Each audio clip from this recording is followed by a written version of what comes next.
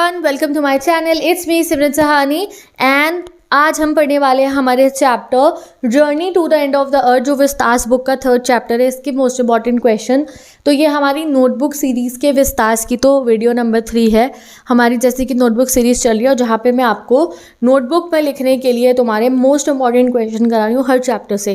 Quantity of question में ज़्यादा करा रही हूँ, 20, 25, 15, सो दैट अगर आपने ये 20 क्वेश्चन 15 क्वेश्चन अगर ध्यान से एक बार अपनी कॉपी में लिख दिए समझ के, जैसे मैं करा रही हूँ, तो उसके बाद एग्जाम में कोई भी क्वेश्चन है, लॉन्ग आए, शॉर्ट आए, पैरेलल आए, डायलॉग बेस्ड आए, डायरी एंट्री, आर्टिकल क्वेश्चन आ जाए, आपको कोई क्वेश्चन लिखने में दिक्कत नहीं होगी। क्योंकि बच्चों को दिक्कत सिर्फ इसलिए होती है क्योंकि आंसर लिखने नहीं आते हैं। तो ये क्वेश्चन अगर आपने नोटबुक सीरीज़ के अटेंड कर लिए तो I am telling you, mark my words, तुम एग्जाम में हर आंसर लिख पाओगे। प्री बोर्ड में ही चेक हो जाएगा तुम्हारा कि कितने बेहतरीन आंसर तुम्हारे हाथ से लिखे जाएंगे। तो अगर प्री बोर्ड है, हाफ ईयरली है, बोर्ड एग्जाम के लिए पढ़ रहे हो या पीरियोडिकल के लिए, ये मोस्ट इंपॉर्टेंट क्वेश्चन को बाय हार्ट कर लो, इन्हें अच्छे से पढ़ लो। ठीक है, चलो शुरू करते हैं हम अपने क्वेश्चन नंबर 1 से। क्वेश्चन नंबर 1 है, when did the author start her journey to Antarctica, what had she to pass through. तो author began her journey from Madras से उन्होंने जर्नी शुरू करी थी, which is 13.09 degree north of the equator, जो equator के 13.09 degree पे है, on a Russian research vessel named Akademik Shiloski. और किस पे शुरू करी थी? एक रशियन रिसर्च वेसल पे जिसका नाम है Akademik Shiloski. She travel through 9 time zone, उन्होंने 9 टाइम जोन्स को ट्रैवल करा, 6 चेक पॉइंट्स को, 3 वाटर बॉडीज़ को एंड सेवरल इकोसिस्टम्स को, and after 100 hour of using car, plane and ship she finally reach Antarctica. ये जो लाइन है long answers में आपकी मदद करेंगी। कोई भी लॉन्ग आंसर आए journey to the end of the earth का, तो ये जर्नी पहले एक्सप्लेन करना कैसे अंटार्कटिका वो पहुँचे। अंटार्कटिका पहुँचना भी कोई आसान बात नहीं है। ठीक है, चलो question number 2, what kind of indications do we get while visiting Antarctica to see what. Indication मतलब जो पहले से ही आपको मतलब एक इशारे मिलते हैं आपको अंटार्कटिका जाके अपने अर्थ को बचाने के लिए। तो तिशानी दोशीज कौन है? हमारी राइटर हैं। Visit to Antarctica showed her the importance of nature's balance on earth. तो वहाँ जाके उन्हें पता चला कि नेचर में बैलेंस की कितनी ज़रूरत है। She hopes future generation will learn to protect our planet from destruction, and वो उस दिन वहाँ पे होप करती हैं कि फ्यूचर जनरेशन प्लैनेट को बचाएगी। The delicate balance of nature formed 1/million years ago is in danger। जो हमारा बैलेंस ऑफ नेचर है वो डेंजर में है। Scientist want that ozone layer damage will hurt tiny sea organism. Scientist भी कहते हैं कि भाई हम ओजोन लेयर ख़राब होगी हमारी तो फाइटोप्लैंक्टन को नुकसान होगा और उससे पूरी मरीन लाइफ को नुकसान होगा, मरीन लाइफ से बर्ड्स को, और पूरी फूड चेन, फिर पूरा फूड वेब बिगड़ सकता है हमारा। Visits by student to Antarctica could help people to learn care for the planet better. ठीक है, तो ये चीज़ हमें इस चैप्टर को पढ़ने के बाद मिलती है कि इस तरीके से हमें अपने अर्थ को सेव करना बहुत ज़रूरी है। What emotion did the author experience when she reach Antarctica at last. Antarctica की धरती पे कदम रखते ही उन्हें क्या फीलिंग आती है? तो after travelling for more than 100 घंटे by car, plane, ship, author को वो काफ़ी रिलीव्ड यानी कि चैन महसूस होता है वहाँ पहुँच के। She was amazed by the vast white landscape and the blue horizon. तो सफ़ेद रंग का पूरी ऐसी चादर हो बर्फ़ की और ब्लू हराइजन, ऐसा लग रहा था धरती आसमान एक हो गया, वो देखकर वो आश्चर्यचकित थी, यानी कि she was very amazed.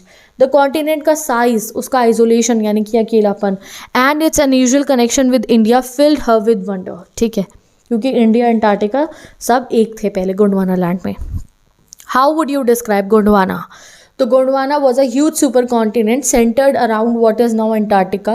It existed before humans arrived and had a warm climate with diverse plants and animals। तो पहले ये मैप पे देखो, ये था गोंडवाना लैंड, इंडिया, गोंडवाना, ये जो आप देख रहे हो अंटार्कटिका, ये गर्म जगहें होती थी, डायनासोर्स रहते थे।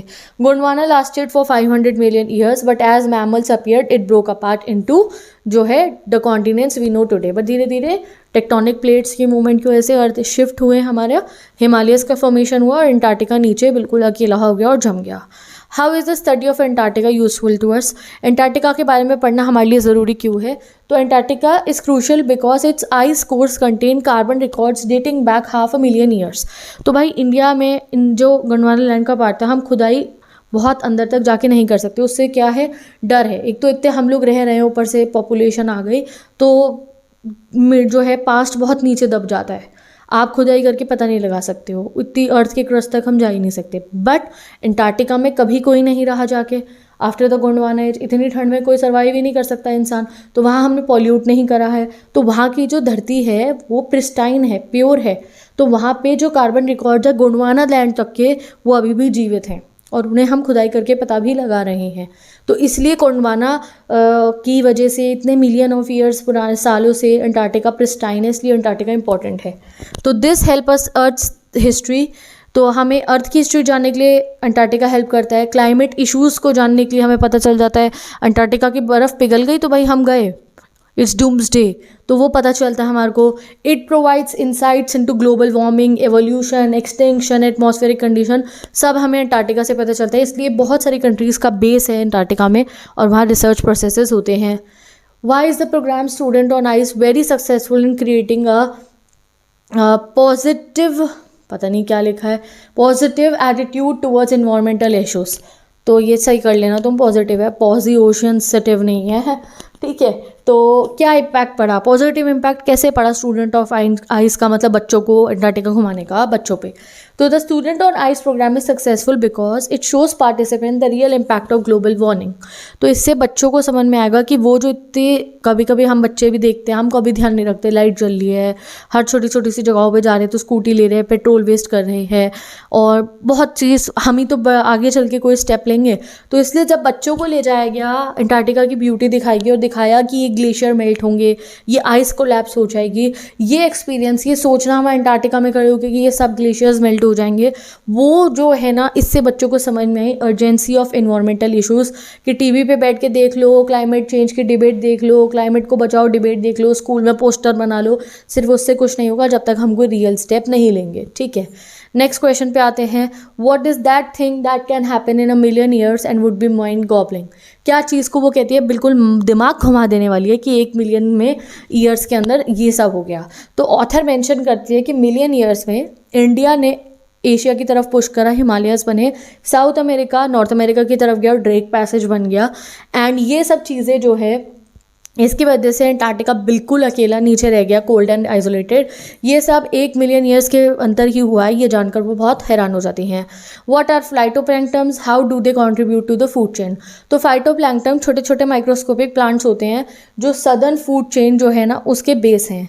दे use sunlight to make food through photosynthesis which support the entire marine system, ठीक है। तो फाइटोप्लैंक्टन गए तो भैया फूड वेब पूरा बिगड़ जाएगा। इन वॉट रिस्पेक्ट इज तिसानी दोषी encounter with Antarctica chilling prospect. वो क्या क्यों कहती है कि उनके लिए अंटार्कटिका जाना इज अ चिलिंग प्रोस्पेक्ट। तो first Tishani Doshi South India use to warm climate, तो साउथ इंडिया में उनका वार्म क्लाइमेट था और अंटार्कटिका में बिल्कुल चिली थी। साउथ इंडिया गर्म गर्म, वहाँ होगा भैया भयंकर ठंड। The continents extreme cold and lack of human markers like tree building made it unique and unsettling experience affecting her physically and mentally. तो ठंड भी लग रही थी, ऊपर से ना बंदा, ना कोई इंसान दिख रहा है, ना कोई जानवर दिख रहा है, ना कोई पेड़, ना पौधे, ना साइन बोर्ड, ना बिल बोर्ड। तो वो कहती है भाई बहुत ही अनोखा एक्सपीरियंस था मेरे लिए। Y were Tishani Doshi and other passengers asked to walk by the captain. तो उन्हें ओशन पे चलने को, जमे हुए समुद्र पे चलने को क्यों कहा जाता है? क्योंकि जो उनका शिप था वो कहीं पे बीच में रुक गया था, तो इसलिए उन्हें कहा जाता है। तुम रीड कर लो इसको, ठीक है। What is the visual experience in Antarctica. तो क्या दिखाई देता है अंटार्कटिका में?